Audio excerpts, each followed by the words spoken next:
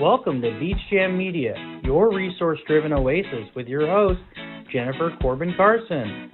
Join us each week as we dive into hot topics and essential materials for individuals and businesses. We invite you to get your feet wet and explore life's offerings. From insightful discussions to practical advice, we're here to navigate the tides of change together. Come join us for Beach Jam Media, where knowledge flows endlessly and where the currents of insight never stop. So come on, let's get our feet wet and explore what's waiting for us on the beach.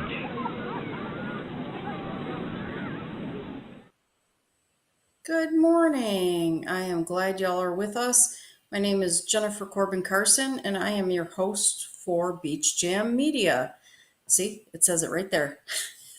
I keep forgetting about the right there. It says it right there. Anyways, I am a mom, a grandma, a wife, an entrepreneur, a business owner, a veteran.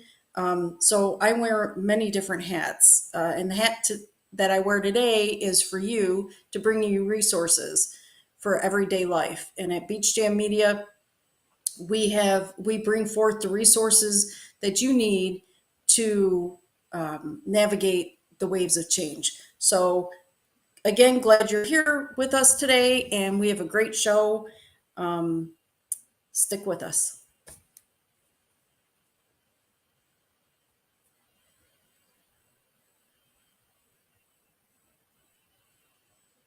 Hi, guys. Are you there?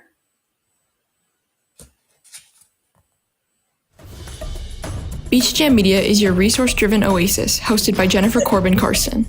Each week, we dive into hot topics and essential resources for individuals, businesses, veterans, and their families.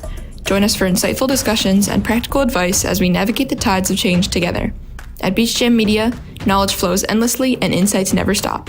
Contact us to be a part of our show at our email address, beachjammedia@gmail.com. You've been watching Beach Jam Media with Jennifer Corbin-Carson. We invite you to jump back in and keep your feet wet with us as we continue to be your guide through the waves of change. Now let's dive back into the show. Good morning. Good morning. How are you guys? We're great. How are you doing? Doing good. Doing good. Glad you guys could be with me here. Well, thank you for having us. Yeah. Today I wanted to go over community resources for people with disabilities, not just veterans, mainly the veteran resources, but people with disabilities.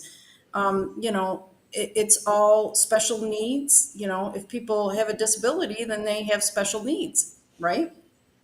Absolutely. So, and it's not just the VA that has all the resources and everything for disabled vets. It's community resources too, right? Well, and I wanted to ask you, special needs could be mental, or it could be physical, or it could be both, right? So you have like 3 different Yes. stages? Okay. Correct. Yep. And sorry, I was trying to close. Oh, wrong button. At least it wasn't us, so it's all good. Well, I was trying to close that little window and I forgot which one it was. So anyways, I got it. Sorry. Live TV. But yes, it can be mental or it can be physical, right? Or like with me and a lot of other veterans, they have invisible disabilities, right? So if somebody parks in a handicap spot that looks just fine when they walk into the store, don't criticize them because you don't know. They might have a heart condition that you can't see. They might have lupus. They might have fibromyalgia and they could hardly get out of bed in the morning. You don't know. They could have diabetes. Diabetes wreaks havoc on your body. So never underestimate or overestimate, I guess, what I'm trying to say. Somebody's abilities, right? Because you don't know. But anyway, so I was looking at, you all hear the commercials for Wounded Warrior Project, for disabled American veterans, but what about the other resources that people don't know about, right? Now, we all know the ADA, American Disabilities Act, right? You have to have a ramp or wheelchair access or something like that for disabled people. But what about people with like mental issues? What about the veterans that came back with PTSD? What about, those invisible disabilities that you can't see? So I put together a list. Do you guys, okay, so I'm going to ask you, I'm going to put you guys on the spot. Okay. So do you know any um, disability resources in your area? Well, we work with some companies that work with vocational rehab, which I think is certainly, it's a huge resource that goes underutilized and Yes. underacknowledged. And I think there's a misnomer that you have to have a big disability, for lack of a better term, something that you're in a wheelchair, or a big physical disability. Not necessarily, even anxiety qualifies for vocational rehab. Depression qualifies on a different sliding scale, of course, to be evaluated. But all of these fall into opportunities for paid programming where you can work in a situation to see if it's something for you. And the government pays the company, and the company then in fact pays the employee. That's fantastic. And, people don't know about that. They don't know. It's underutilized for sure. Absolutely. And the government's paying for it. So why wouldn't you take advantage of it? I It's think kind of like people, yeah, I think they don't know. And it can get complicated with paperwork. As you know, what you said about filing for the disability last week, we talked about the intent to file. Same thing with this is there's testing involved, and there's meetings, and there's appointments, and there's evaluations that sometimes I feel it makes you to feel less than in order to get the funding. So that's a whole emotional component in itself. If someone's identifying you've got this or you've got that, and they're labeling, you feel less than who you think you are. But that seems to be part of the process or the game to get the funding. Right. Absolutely. And, unfortunately, I think it's gotten this far because this is my own personal opinion. I don't know anything about the process, but people take advantage of it. So I think they want to make sure that you are eligible for this and you're willing to work for it. It's not just a handout, right? Absolutely. So, yeah. You know other resources that we have? I got to tell you, that resource came to us because of the program we have in play. Correct. But I did not know of any before that. And alluding back to what you just said, a lot of people self-diagnose, they don't think that they would qualify, and they don't let somebody else, a professional, make that determination. I think you helped the student We've helped a few. because she the words were scrambled. What is that? Dyslexia. Dyslexia. And they tested her, and they found it. And she qualified for the program, and it changed her life. As a matter of fact, if it wasn't for the program, she would not have graduated because it paid for books and everything else. Paid for books, yeah. I paid for extra, tutoring and some books. It wasn't a full scholarship to college, but it offset some needed costs, which was helpful. Absolutely. And when you can get that, I mean, even just a little bit of help, Yeah. if you don't need the full blown program, if you get just the little bit of help that you need, it can make a world of difference. You got to apply. And That's the bottom line. And what I like about your program is that you tell people apply. And you have to, a lot of people are afraid of the process, not the outcome. So they don't want to apply because they already have put in their minds that they won't qualify. They're going to be rejected. It's a lot of work. I got to get up early in the morning. I got to go stand on the line. There's a lot I got to. And so they won't do the necessary things to help them because the system is not made to be easy because they want to make sure that you really believe that you do need help.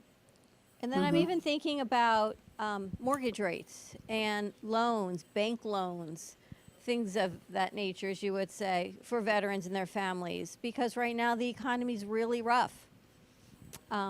We have an organization here that said they'd be willing to feed our crew. It's called Boca Helping Hands, and it's a food pantry, a food bank.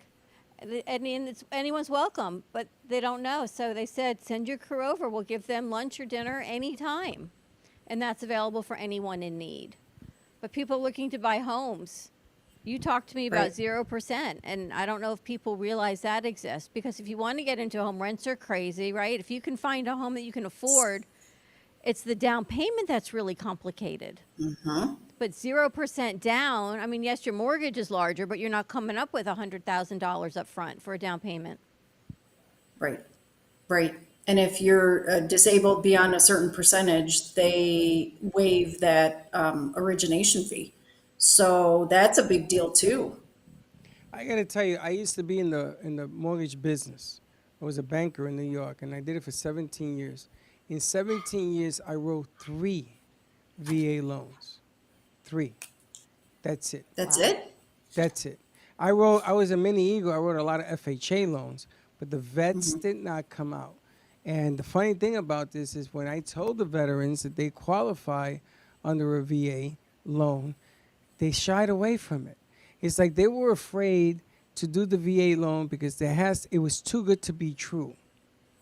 The stuff that the VA gave you with that, what is it, that 214, that The DD 214. the D214, you had to produce that because that shows that you verify you were in the military. But with that piece of paper opens up so many doors. So they would say, now, Freddie, I'll do the FHA. I'll go in that direction. And you know, with an FHA loan, you could back in the day, you could have done the down payment of $384. Wow. Because I did them.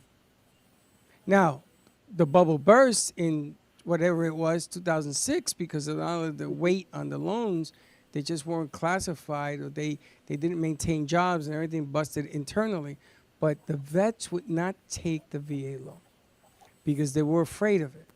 They were afraid it was too good to be true. So I had to get them papers somehow. I mean, you're bringing back all of this stuff that occurred back in the day. And what I went through to try. I'm convincing a veteran to take advantage of things that are meant for him or her.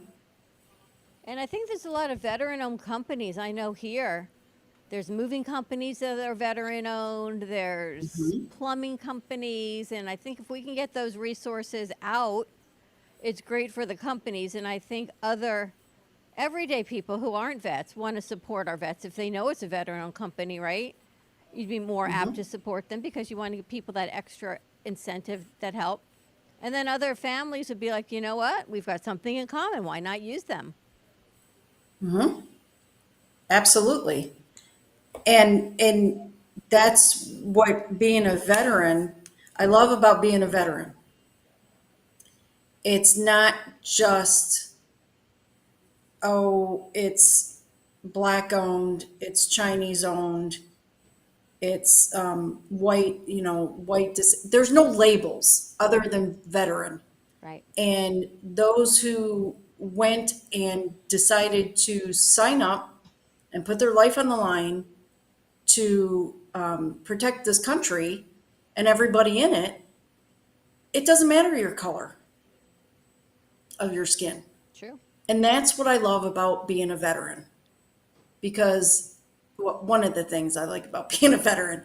But if you have a veteran-owned business, I do have something in common, with them. And yes, I will go to them before I go to somebody else if I know it's a veteran-owned business. What if we put out a call to action for veteran-owned businesses to contact you to be a part of Beach Jam Media? That would be fantastic. I would love that. We've had on this show, we've had David Vargas. He owns the Laser Works with an X. He's in Florida. We've had Jen and Philip Hoyle. They have a business. They're entrepreneurs, and they're veterans. Well, he's a veteran, Army veteran, and she's the spouse, which they serve as well. And I have plenty of friends that are veterans who have businesses, and it's a great resource when you can say, "Hey, here's the funnel.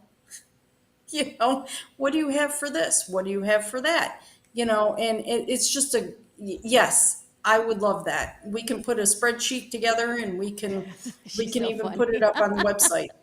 She's But metrics and but spreadsheets. but I'm I like, here's an idea. She's like, well, let's put it but like I gotta this. tell Yep. you, we have a producer who is military. We got a couple in Yeah. here, but this one producer, she's logistics, and that's what she did. And she has organized things in the studio. So Yes, we I have love her already. well, I've been doing this for 20 years, and I've never had a Bible put together as to the procedures to do production in this studio. And we Standard were operating procedures. no, and we were We do operating now. procedures. We have it now, and it's in a binder. And it grows. And now we've got rules on Yep. coming into the studio, certain behaviors, certain things that are not Yep. allowed. And And she Yep. remind I and have. she reminded me that in this business, having that sense, having somebody in the business that has that sense of logistics, just like you're saying, the spreadsheets. I can't express how important it is in this business to follow all of those pieces. Because when you have everything laid out correctly, in the military, they teach you all of this has to be done in a certain order so you don't blow yourself up, for instance, right? So what I love about it is the discipline, because I think that the kids coming out of school are book smart, very book smart and talented smart, but they don't understand the other side of it where you have to be on time. If you're on time, you're late, so you have to be a little earlier. Right. The military mentality of having logistics done, of having it done a certain way, I love it. I love that she talks about let's do this, because that's what gets things done. I'm not organized like that. My brother was. He was in the Navy, and he used to laugh at me. So when we worked in construction, he took me to school. He says, this is the way we're going to attack this job site. And if it wasn't for him, I would still be at that job site today. I'm serious. It is so important and so valuable what a veteran understands in a problem. And I love that. I love that about the military. Yeah, you have to, it's continuity too, right? So if she's not there, then somebody else can pick up the book and say, hey, okay, this is what we need to do, Sure, right? but It's nobody just, ever did. In 20 years, nobody ever did. Now until she came right? along, she says, well, why don't we put a book together to explain to people what they're supposed to do? And she was 110% correct. Yeah, yeah, yeah. Well, we have more resources other than the DAV, Disabled American Veterans, that you hear about all the time. I mentioned them earlier, and the Wounded Warrior Project. Those are great resources, and you see them advertised all the time. But what about your community resources? What about the veterans committees that are in your community? For example, Chamber of Commerce. I think we touched on this when David Vargas was on. He was part of the Veterans Committee for his Chamber of Commerce.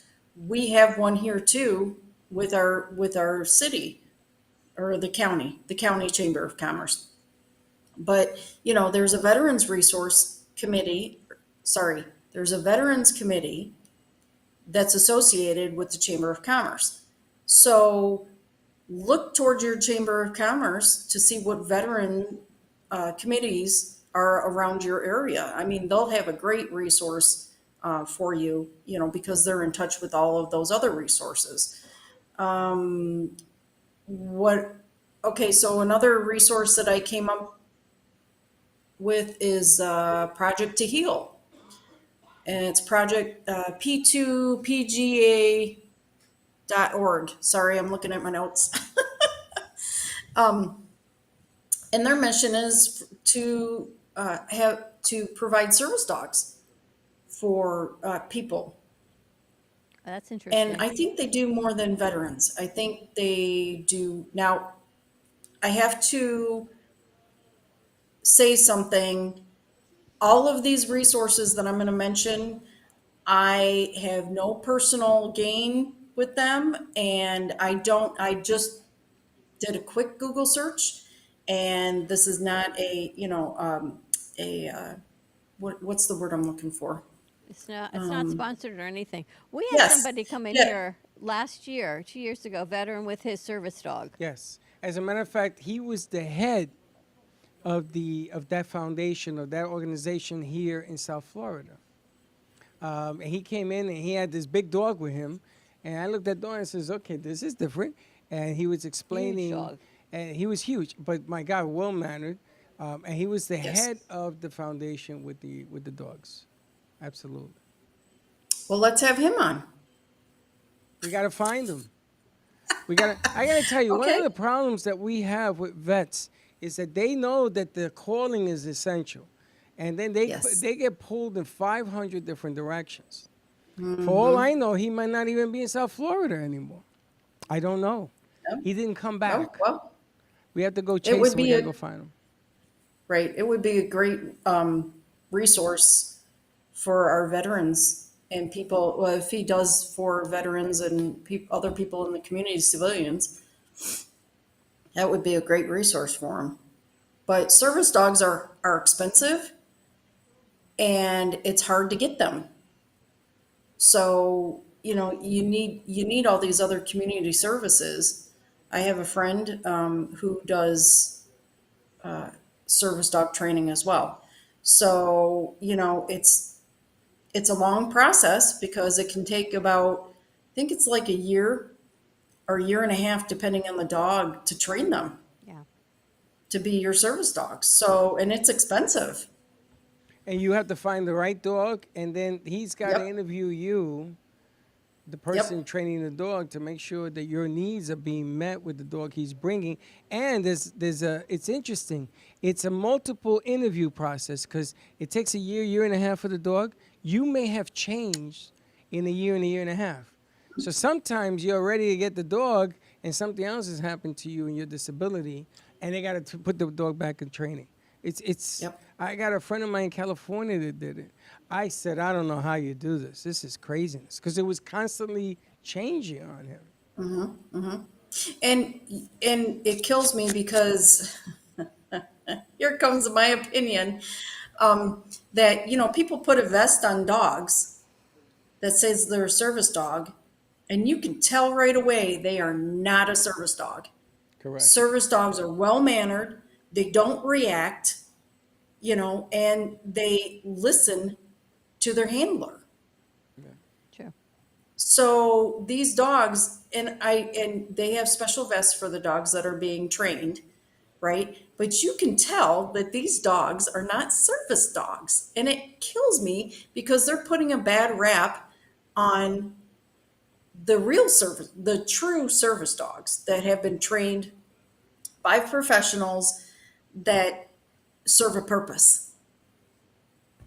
So, anyways, okay, I'll get off my soapbox. I think there's a So- difference between emotional support animals and service animals. There is. There's like a fine the- line, I think, of that. No, actually, there's not. Okay. So, emotional support dogs. I don't know if there's any training. I have not seen don't think any so. training for emotional support I don't dogs. think so. There's no training. No. Okay. So there is training for service dogs. Now, people so I was in the airline industry for a brief time, and people want to bring their pets on the airplane. So they call them emotional support pets, right? Anything from birds to horses. There was a horse but that was a true emotional support animal. The horse, it was like a Shetland pony, like a miniature horse. And but How'd you get him on a they plane? They set in the bulkhead. So right there where the wall is, they would because there's more room in between the seat and the bulkhead that they would be right there against that bulkhead. So you actually put the pony on the plane. She didn't. I didn't, but I've seen instances where it was That's approved. amazing. Jennifer, Yeah. before we have to wrap up, how do people find you? And if there are businesses that are looking to connect with you to share their resources, what's the best way to get in touch with you? Perfect. It's beachjammedia@gmail.com. Excuse me. Two M's. Beachjammedia@gmail.com. And there's also, I keep forgetting, everything's backwards. That's There's your your code. swag store. And is swag store. Here's the QR code for the swag store. And we'll be putting more things up probably this coming week for that. But yes, anybody that's willing to sponsor, come on the show if you have a resource that you think will benefit veterans or the community. Shoot me an email, And look who just walked and in. I will. Our veteran from the Korean War himself. Mr. Vet. Russell Johnson, Mr. Vet. But I will put those other resources that we didn't get to on in the comments on YouTube. So make sure you like and subscribe to this podcast. All right. Part Perfect. 2 next week. Thanks, Jennifer. Thank you guys. We'll see you next week. Thank you. So thanks for being here. Again, you can reach us at beachjammedia@gmail.com. And if you have a resource that you think is beneficial for veterans that is not widely known, just send me an email. Until next week, we'll see you at the beach.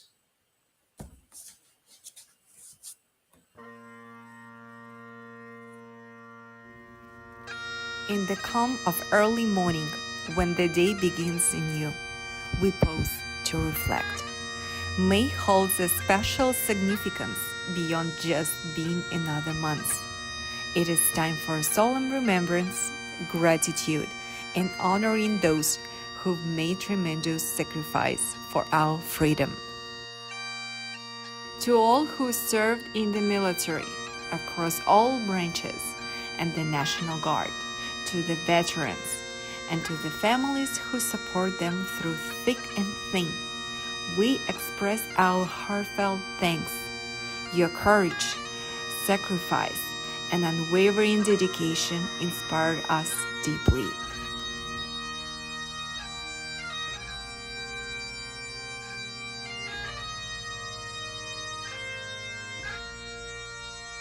As we commemorate Military Appreciation Month, we recognize the importance of standing by our newest recruits, those brave individuals venturing into an unknown, responding to duties called with determination, deserve our utmost respect and guidance.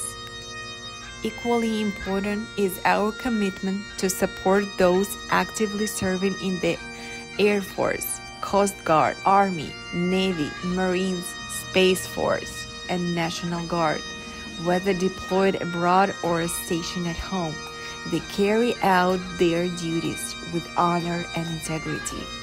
It is our responsibility to ensure they have the resources, care, and unwavering support necessary to fulfill their missions. So, as we observe Military Appreciation Month, let's unite in gratitude and solidarity. Let's honor the past, support the present, and inspire the future. To all who serve, have served, and those who stand beside them, we extend our deepest appreciation. Happy Military Appreciation Month.